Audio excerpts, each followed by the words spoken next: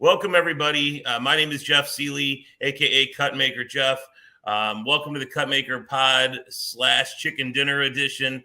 My buddy Sam Panayotovich is here with me, and Sam obviously has a podcast. I have a podcast, and we finally said we're going to coordinate at some point together.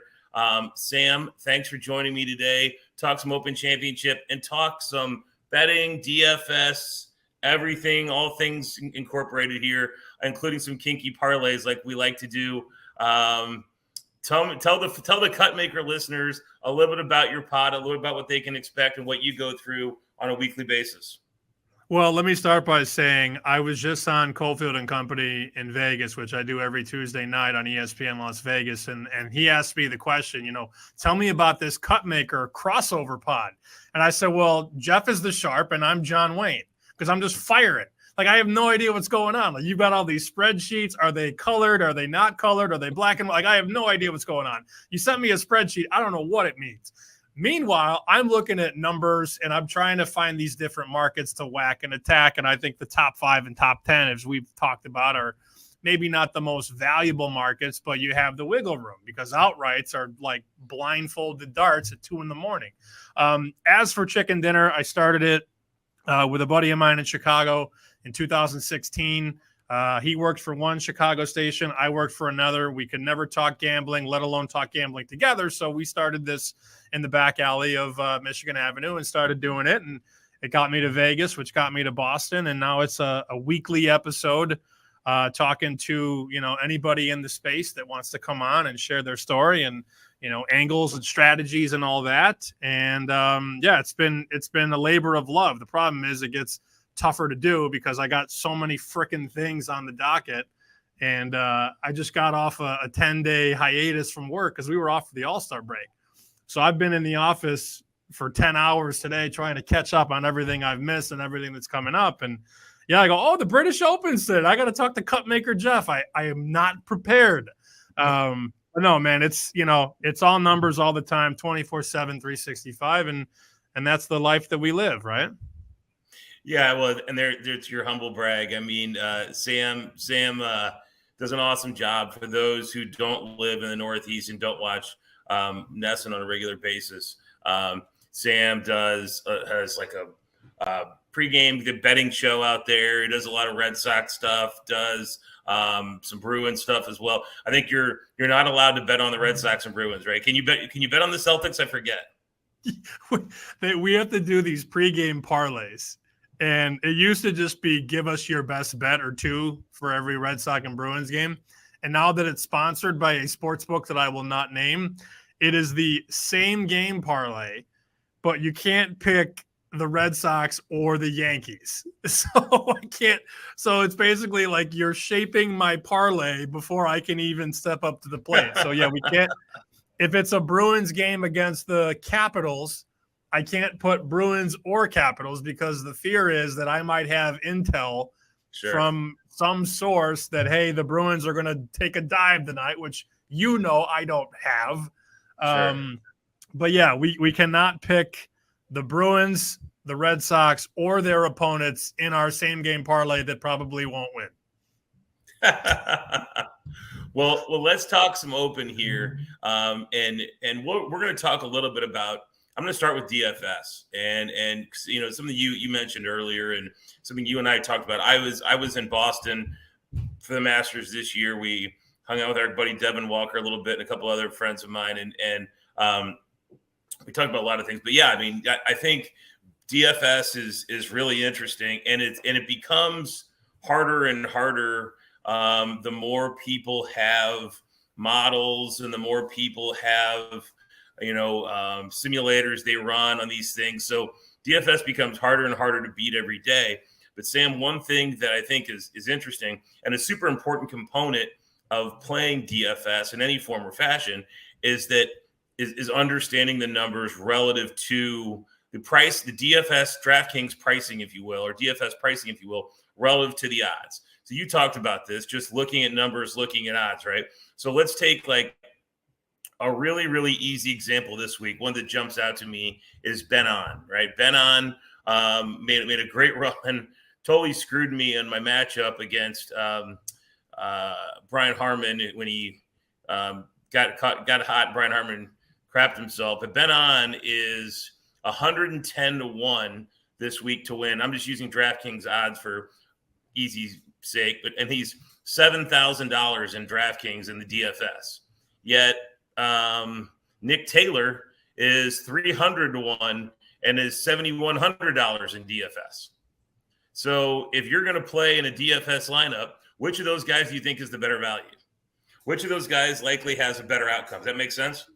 Yeah, I hope I'm not being led or misled here, but I'm going to guess it's Ben On. I'm guessing that's the move, yes? Right. And so, but it's interesting though, right? So then you plug in game theory.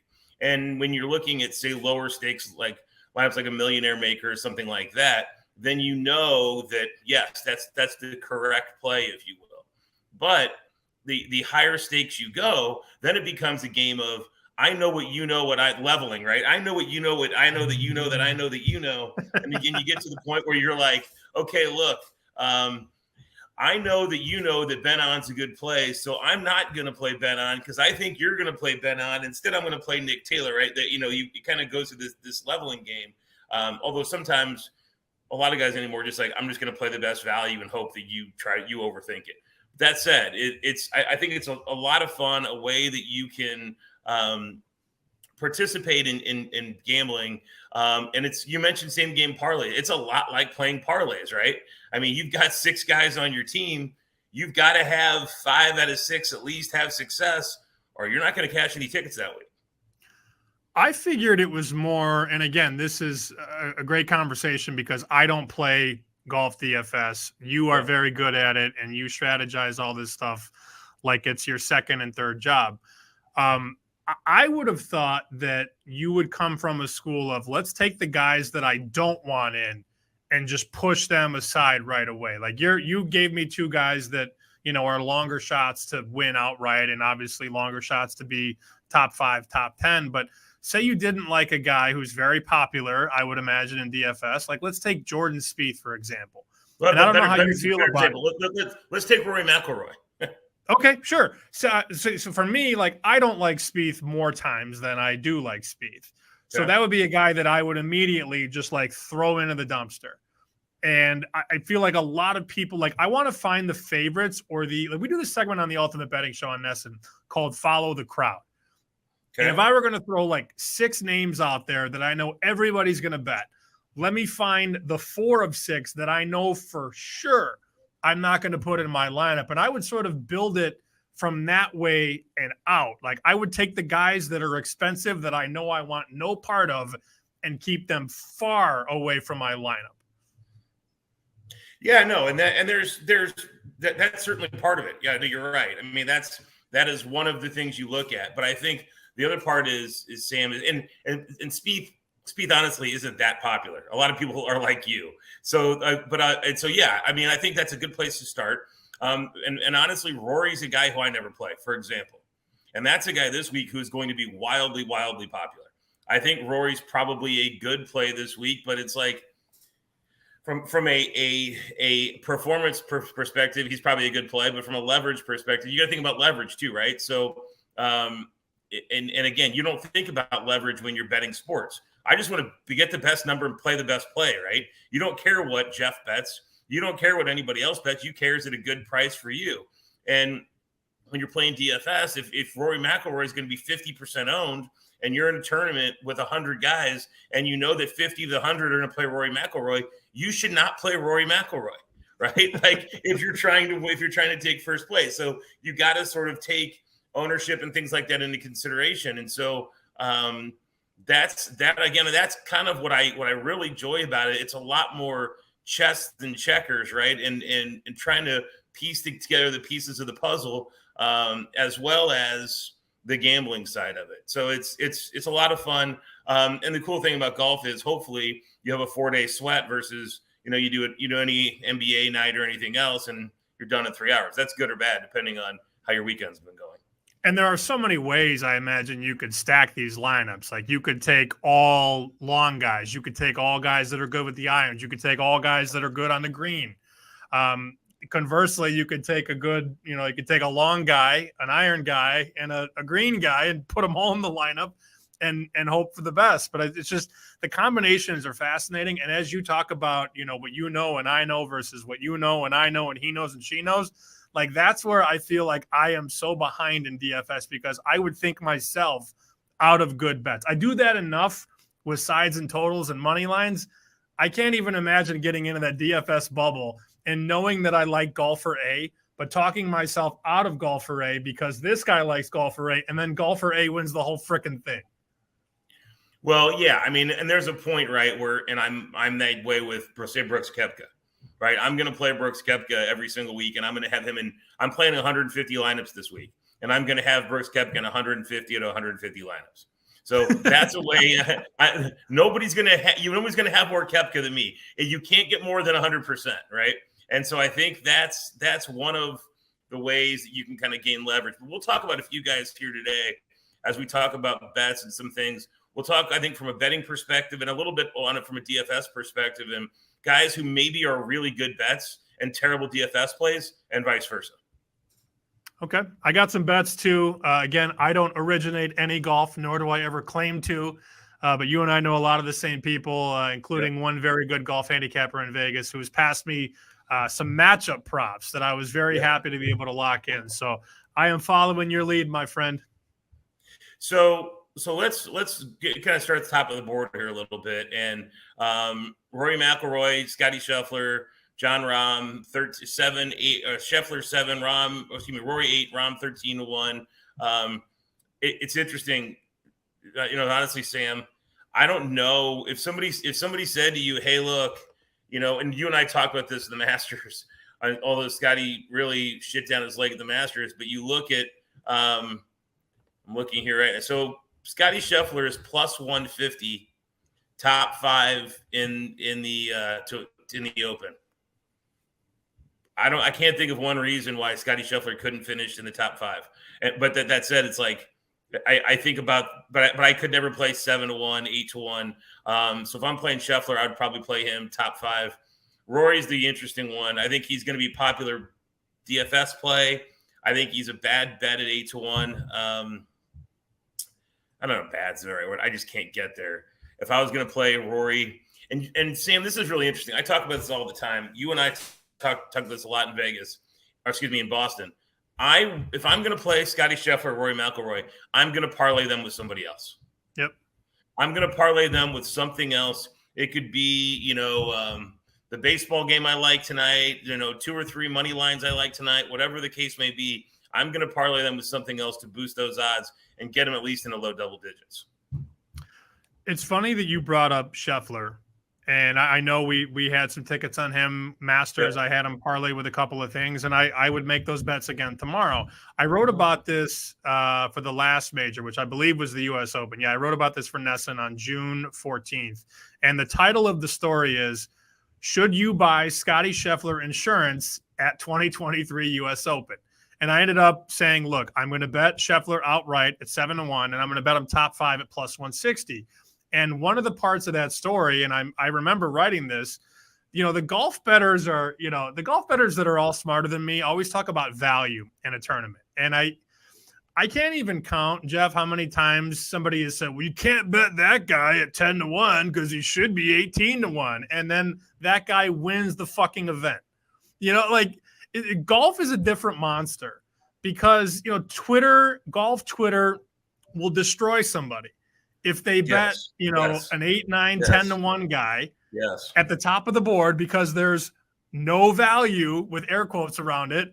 And these same people will brag and puff their chest about betting a guy at 30-1 or 40-1 who closes at 22 and misses the cut.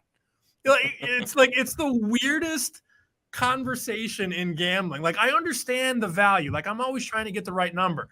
But why can I not bet one of the favorites? I mean, John Rahm was favored to win the Masters and won the Masters. But there's no value. Sam, the funnier. First of all, to your point, if you ever see me say a guy was 40-1 and I got it, or it should have been 22-1, and I got him at 40-1, smack me if I'm being because that's generally that's not me. I know you're right. There are people that are the way. That's definitely not me.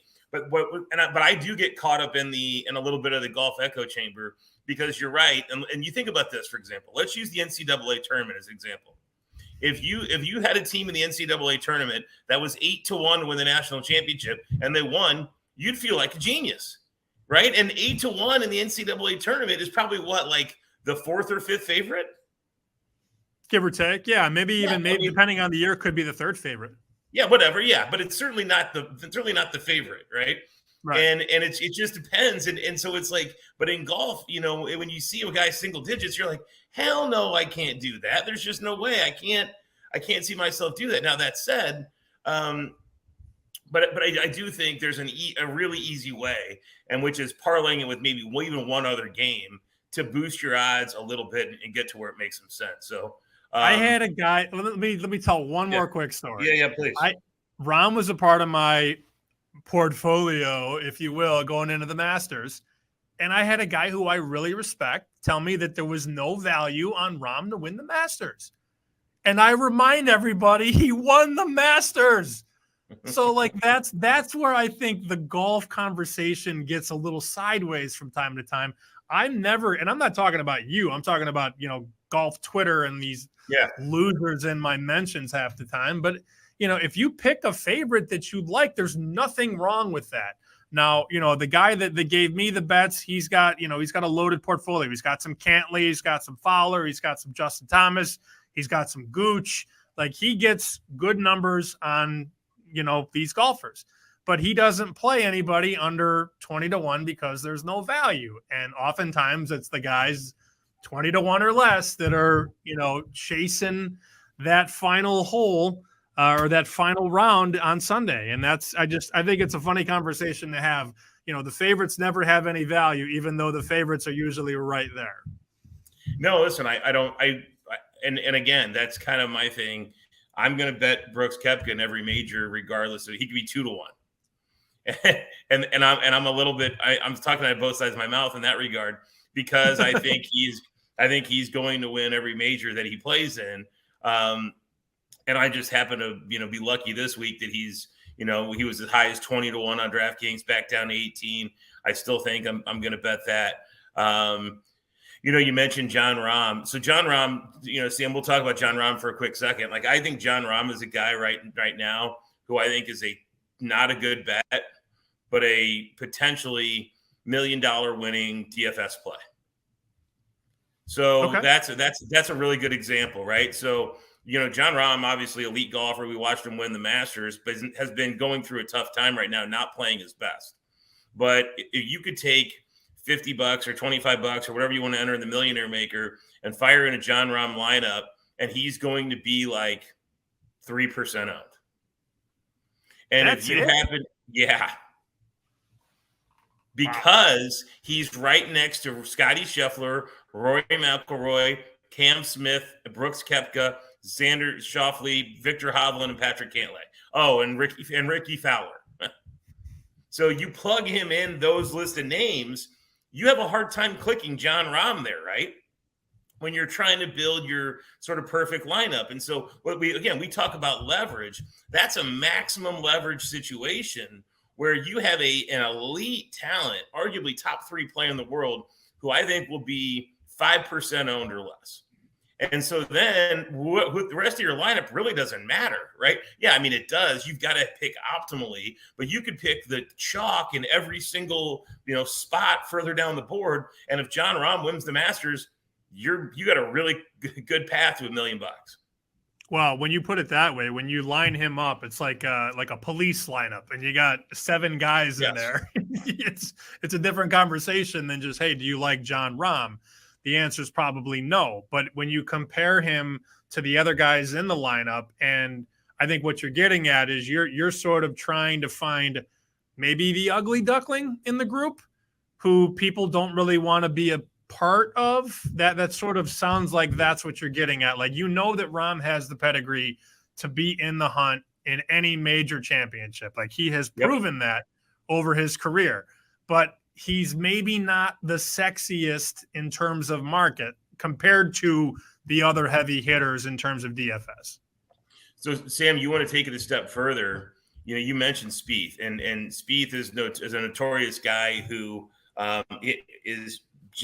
he's either everybody's on him or everybody's off him. People run so hot and cold on Spieth, kind of like Spieth's golf game, right?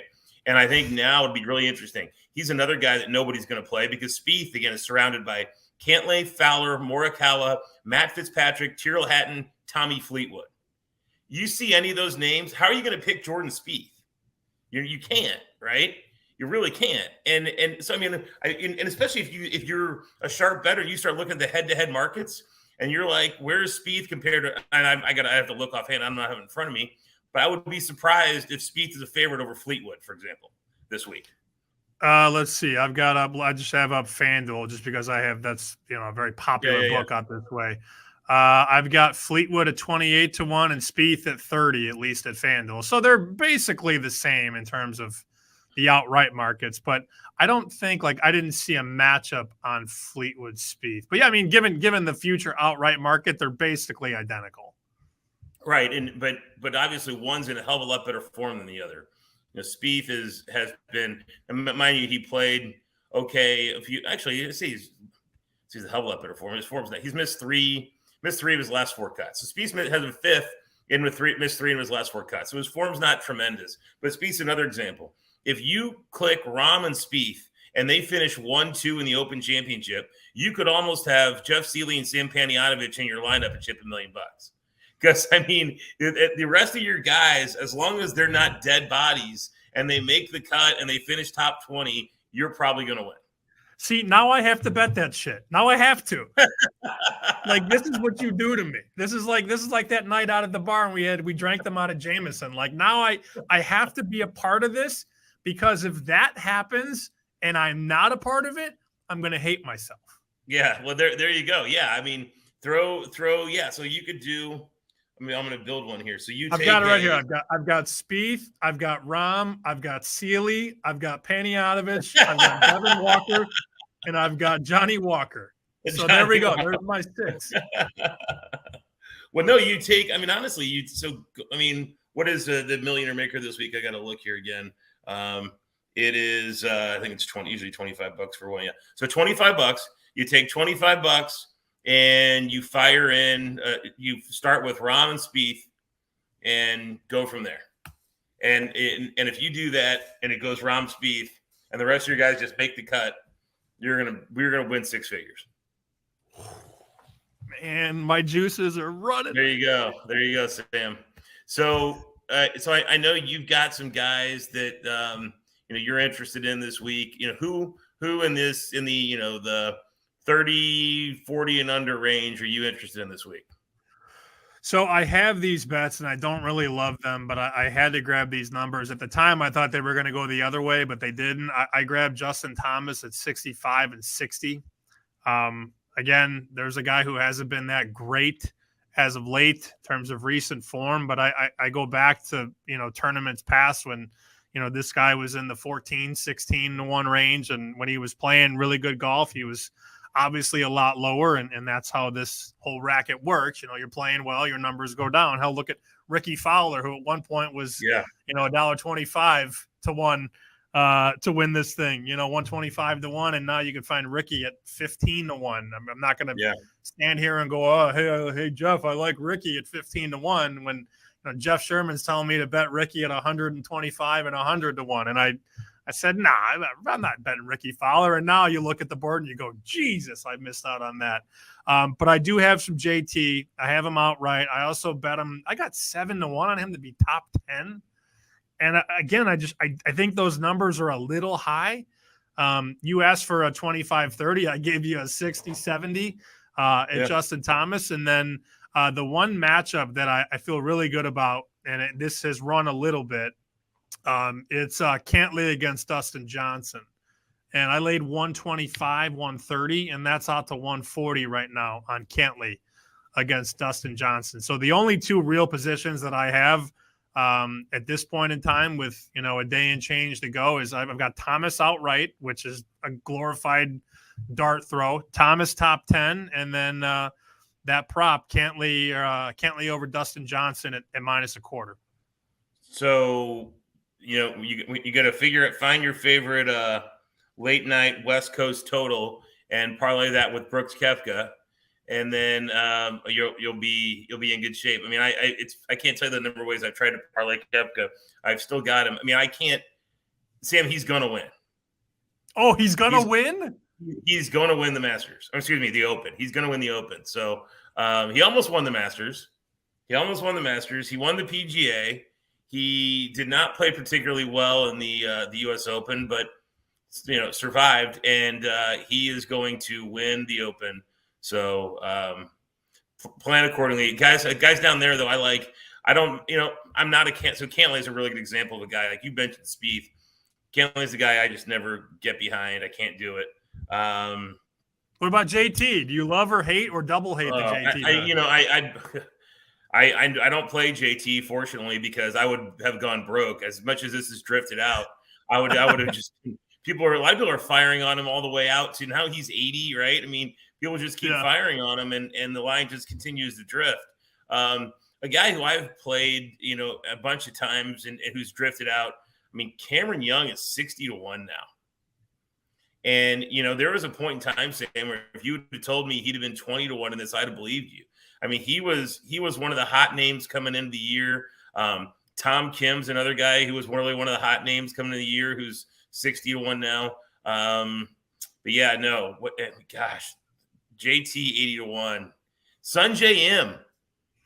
Have you remember how hot Sungjae M was? That name, Sungjae M. He was a super. I mean, every sharp golf guy likes Sungjae M. Sungjae M's 100-1. Wow. Sungjae M is 100. Tommy Fleetwood is 25-1, and Sungjae M is 100-1. That's something I never thought I was going to say. Well, and let me point one thing out. If there's one morsel of information that anybody takes from my dumbass on this program, is I love this tool because you brought up Cameron Young and you said, he's 60-1. I don't know if you use the Prop Shop, which is a free tool on ftnbets.com, Fred, Taylor, Nancy, bets.com. You just basically go to the site, you find the Prop Shop, and you can type in any player or any team, and it gives you the outs in the American market. And I type in Cameron Young, and here's the range on Cameron Young. And this is just proof of why you should always be shopping around.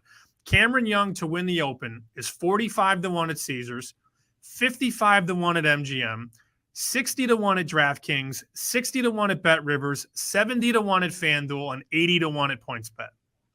So that same guy has a range from 45 to 80. And that's the one thing I talk about on Chicken Dinner. Right team, right price. Right bet, right price. If you're going to bet $100 on Cameron Young to win outright, the 100 is going to make you 4,500 at Caesars and 8 dimes at PointsBet.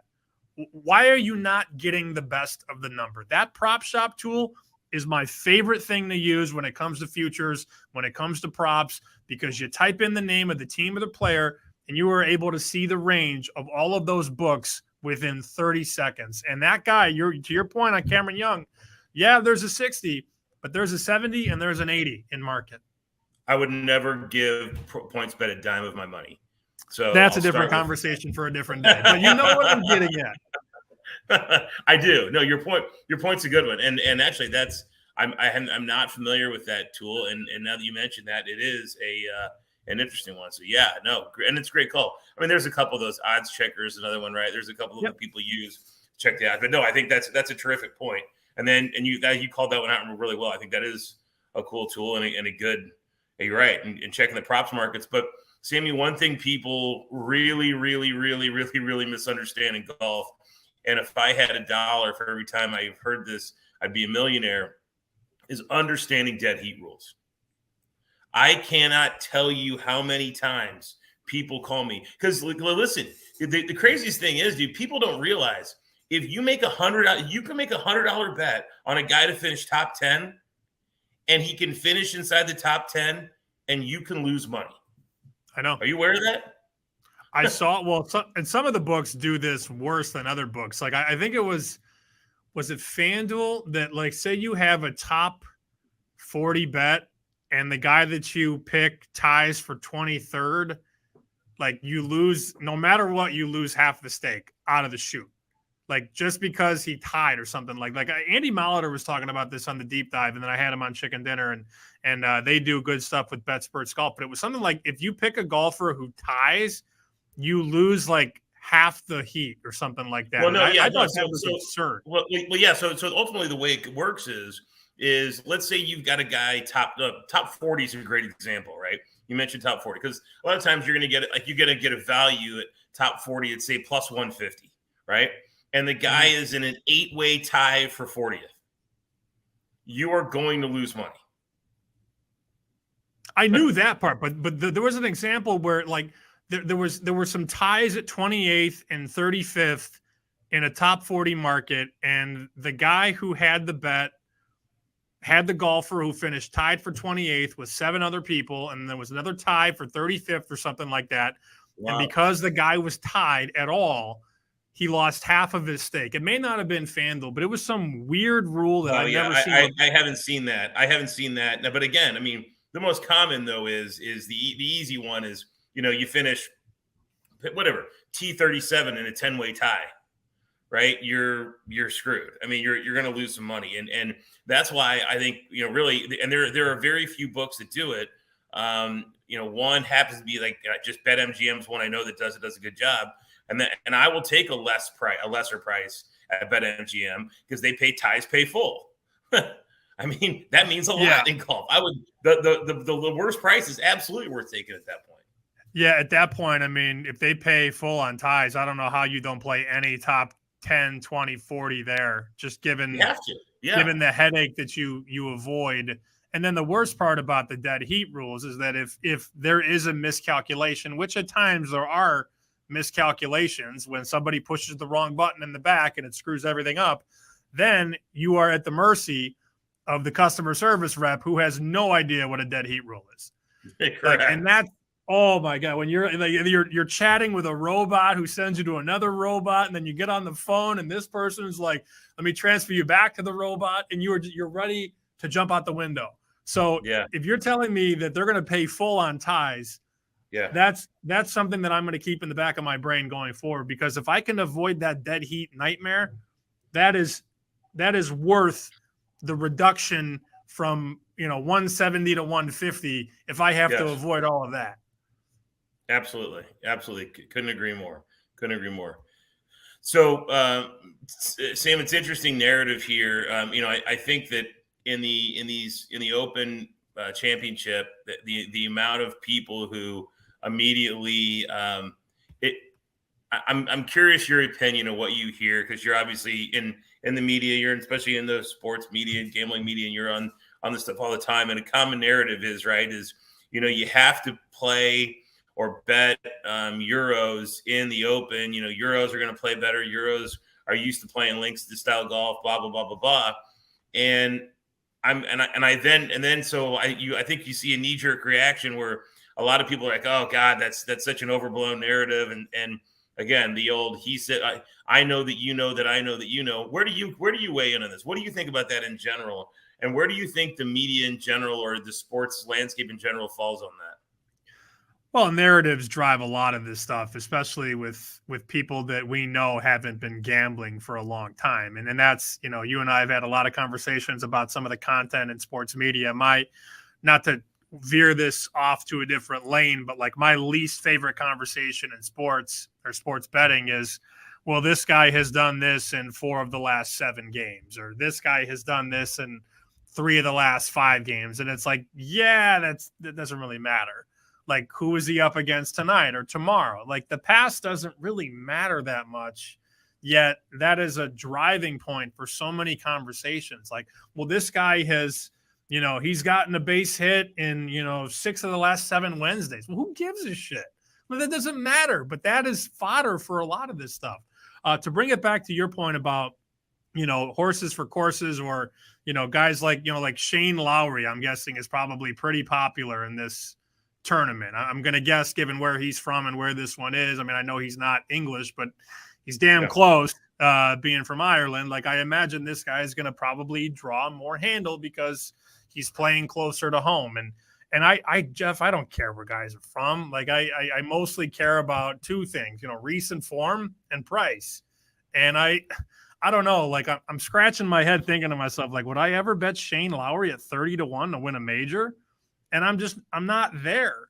Maybe I should be there, but I just, when I say that name and that number out loud, I don't care where the tournament's at. It could be in West Virginia or England. And I'm just probably not going to bet Shane Lowry at 30-1. Now watch him go out and win the whole damn thing. But I can't close my eyes and think, wow, I really am excited to bet Shane Lowry to win a major championship at that number. And that's, to me, that's more important than where a guy's from or where he's at or where he's playing at. And that could be prehistoric thinking. It might not even be that intelligent, but that's how I feel about it.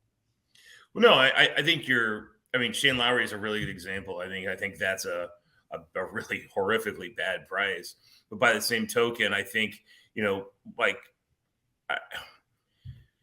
I would have said a long time, maybe, 6 months ago, that Tommy Fleetwood at 25-1 is a terrible bet in any tournament. But now I look at this, and a part of this is because of where we're playing. I think that has a part of it to do with it. But you mentioned recent form. Tommy Fleetwood has finished 6th, 5th, and 2nd in 3 of his last 4 tournaments. That's damn good recent form. And a guy who grew up in England, comfortable playing here, blah, blah, blah, blah, blah, blah, blah, blah, blah. Now, they've made some changes to the course. There's all these other nuances. But guys like Tommy Fleetwood, guys like Tyrrell Hatton, guys like Justin Rose, well, I think there's a lot of narrative and some noise around it, and I think it gets blown out of proportion from time to time. I think all 3 of those guys are terrific bets this week. I really do. Hatton's been playing really well as of late. In fact, one of the producers here used to produce at ESPN, and he told me to bet Hatton. Didn't he just win a tournament within the last 4 to 5 weeks or something like? Or finished 2nd? He was right there. He finished 3rd. Yeah. Okay. He was like, I would. Yeah, Hatton has a 6th and a 3rd, and he's 6th, 27th, 3rd, 12th, and 15th in his last 5 events. Yeah, okay, incredible. So yeah. He was telling. He's like, look, I really like Hatton this week, and he was dead on. For a guy to finish 3rd, it's you don't get paid, but that was 4 full days of entertainment, with your bet, which that's why I love gambling more than going to the movies, because I never know what's going to happen on a Sunday on the links. Meanwhile, I know the movie. Halfway through the movie, I know the movie, and I don't get my money back. But the guy was spot on about Hatton finishing, right near the top, and that's been a guy you mentioned is 6th and 3rd in the last handful of weeks or so. That's been a guy who I've noticed, and I remember last year, Hatton was more in the 40 to 45 range, and it's been shaved down a bit because he's played well. Number one, and number two, people are catching on. If I'm a bookmaker, I can't open Hatton 45, 50-1 because I'm gonna get pop, and then I'm gonna be down to 25. And now I'm liable on a guy that I probably shouldn't be liable on at a number that probably should have never been. Hatton has been very good as of late. And Fleetwood, it sounds like, I don't want to speak for you. It sounds like you really like Fleetwood here. I know Koepka's winning it. But is Fleetwood top 5 bullet? Is that should I put that in the chamber? Yeah. Oh, I mean, top 10 for sure. Right. I like Fleetwood a lot. I do.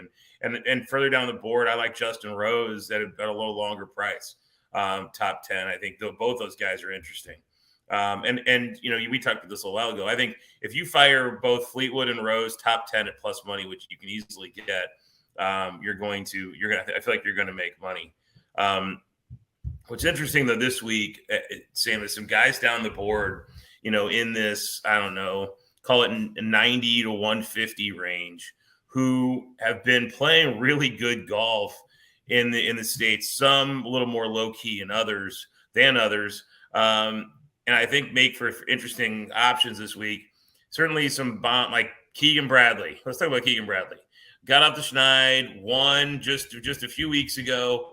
Keegan Bradley, elite ball striker, good iron play off there, or good driver off the tee. Just finally won. He's 100-1. Gosh, it's good. But the Russell Henleys, the Denny McCarthys, the Siwoo Kims of the world. Denny McCarthy has become a darling of the gambling world.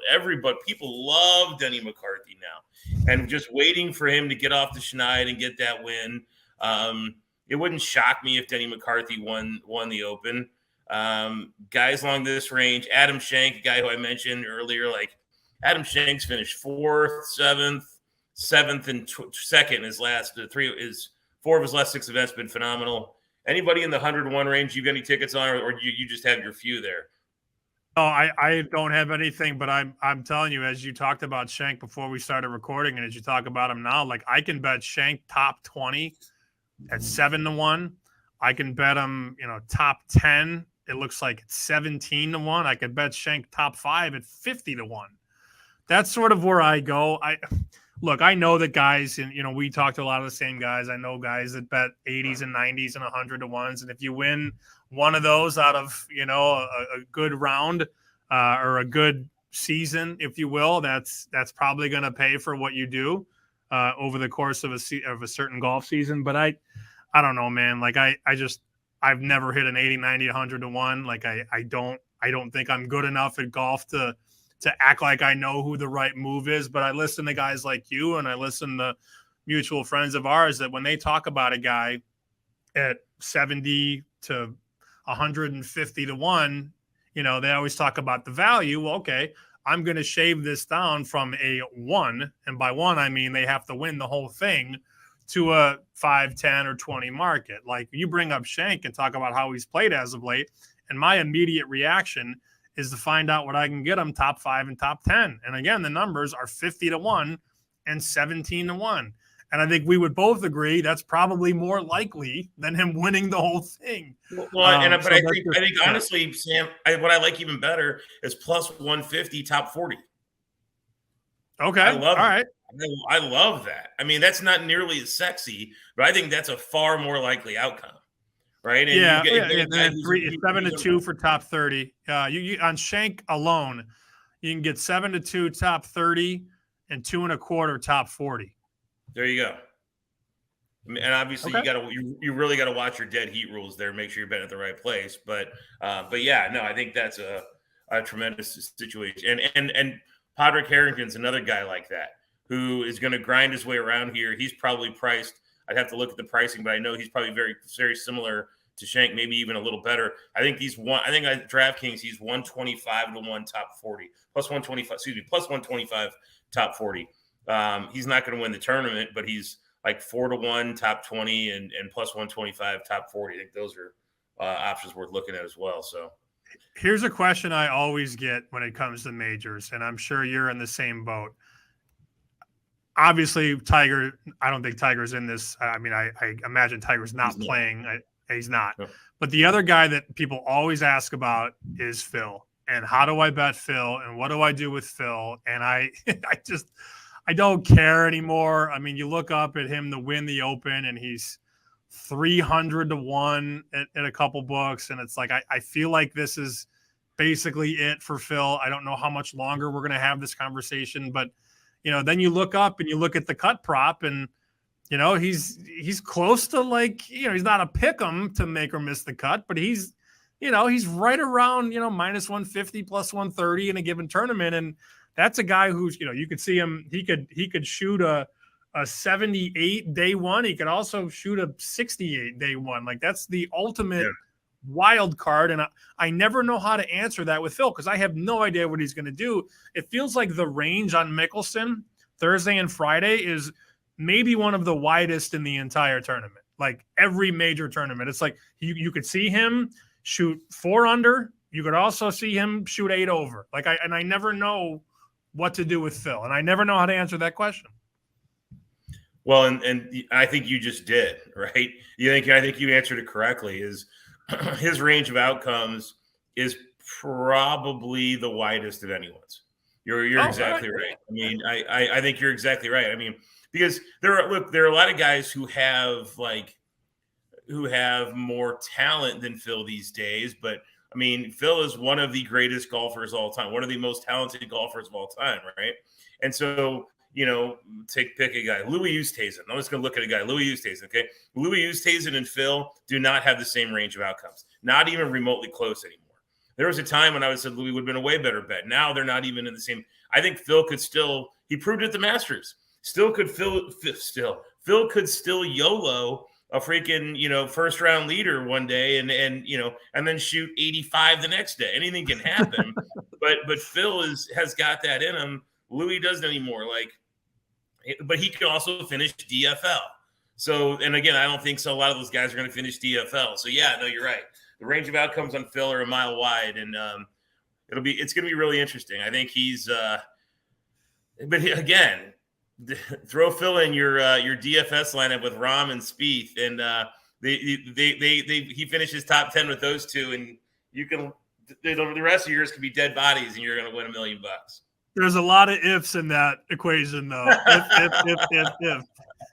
A lot of ifs. Well, listen, Sammy, let's wrap this up here. I'm gonna want to hear. Give me a pick over that's not. Hang on. So you're on JT, not named Justin Thomas, over the 51. Who you like this tournament?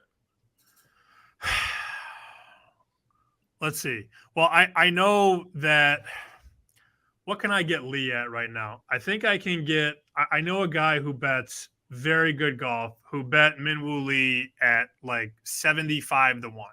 And I'm not. Again, this is not my pick, but I have the privilege of having these conversations with guys and seeing some of the back ends of some of these accounts. And I know that this guy was bet down.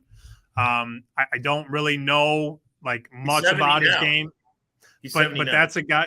That's a guy who I know has been bet by several people that know what they're doing in golf. And these are the guys that, for the most part, they bet the matchups. These guys are very good at picking golfer A over golfer B. And then they pop a couple guys every week in the range from about 40 to 100 to 1. And this Lee kid got popped at 70 and 75 to 1. And I had to, jump on and get a piece of that myself. So that's the guy from what I can gather that's picking up some steam in some of these inner circles, people that know what they're talking about. I'm not sure. Maybe you can grade this advice, because I couldn't. Again, I am no golf expert, nor do I pretend to be when on television. But I know a couple people that bet him at 70 and 75 to 1. That's Minwoo Lee in the Open Championship. And I think they bet him in some matchups too, but I don't have those in front of me.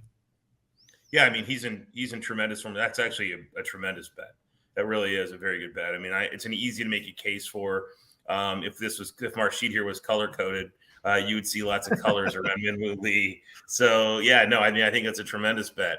He finished 21st in the Open last year, and really his form 35th, 9th, 5th, 40th, and 18th in his last couple events coming in. His form's tremendous. He was a top, Aussie player, tremendous player. I think Minwoo Lee's a really good play. I like that a lot. So I'm here for it. My guy of over 100 to 1, or excuse me, over 50 to 1, I guess. I can't go to Justin Thomas. Come on. I can't go there. I'm going Justin Rose. And I know that sounds a little bit of Euro-ish, but Justin Rose missed his last two cuts, but 8th, 12th, and 9th before that. I hope we get 90-mile-an-hour winds and terrible weather, and Justin Rose goes out there and performs and grinds through this thing. But I will be on Justin Rose this week. I think he's a really good DFS play, really, really good DFS play for the price relative to his odds to win. And yeah, I'm going to have some Rose tickets. I like Minwoo Lee though a lot too. So Sammy, this is fun, buddy. Tell everybody where they can cut you. We can't leave without you telling the bat phone story about Luke Combs. You got to tell that story. The Luke Combs on the come on. Will you please tell the story about the Luke Combs concert in Minnesota with the Twins and the Cubbies? You can tell it. I want it from your perspective, because I've told the story before, and people have heard me tell the story. Okay, so my details are a little fuzzy because but here's what I recall is the Twins were playing the Cubs, and all of the Cubs went to the Luke Combs concert and went out with him afterwards, and were partying till dawn with him. And Sam texts me, is like, hey, we got to pound the Twins today because all these Cubs are out, and we bet it. And I think it was like 8-1, the Twins won or something like that. It was not remotely close. I thought they won 16-3. They were up. Is that what I think it was? They were Okay. up. Okay. Yeah, they were that up. I believe the funny story about that game is that the whole neighborhood was on the Twins in that game, and the Twins left the bases loaded in the first inning and didn't score a run, and everybody's like, "Oh, they blew it," and I'm like, "It's the first inning." You know what I mean? I think Edwin Jackson, not Edwin Jackson, the new Edwin Jackson, Marcus Stroman is the new Edwin Jackson on the north side. And Stroman threw like 40 pitches in the first inning. But all the boys are like, oh, we blew it. And then it was 8-1 in the third, and I think the Twins won 16-3. Got a text from a really good buddy of mine who said that, the Cubs, the entire Cubs team is going vertical with bottles at Luke Combs. And you get those a couple times a season. Yeah. And those are the ones that you pray for. You wish they were all that easy. Well, and Sam, you saw my ticket. This is their kind of. This didn't hit, but when I came out there for the Masters, I had a $1.6 million parlay. I had a $10,000 Scotty Scheffler to win the Masters, and the Bruins to win the Stanley Cup, and Milwaukee to win the NBA championship. None of that happened. But if it had, we had 10 grand to win 1.6 million. And that would have been, God, the worst part about that is, dude, I keep thinking about this. Like, none of those teams got there, which was the most bizarre part. But how would I would have hedged that? Let's say Scheffler wins the Masters. And you got to buy out for $300K. And then you're like, you wait for an elimination game and then you hedge and you'd have to have a lot of money to get down to hedge on these things. There's just a laundry list of things that are going through my mind. But that would have been an amazing photo. It was fun to talk about. And a lot of people played a variation of that when I was out there for the Masters, but I do it again too. I do it again, and then I don't know what would be worse: losing all three, or having Scheffler hit and then the Bruins flame out in the first round. Like, which one's worse? Would you rather just get it over with early, or would you rather? Yes. No. Yes. Yes. I don't know because the pain is because especially when you see the live cash out $300K and you're like, nah, I'm good. I don't need this money. I don't need this 300. I'm good.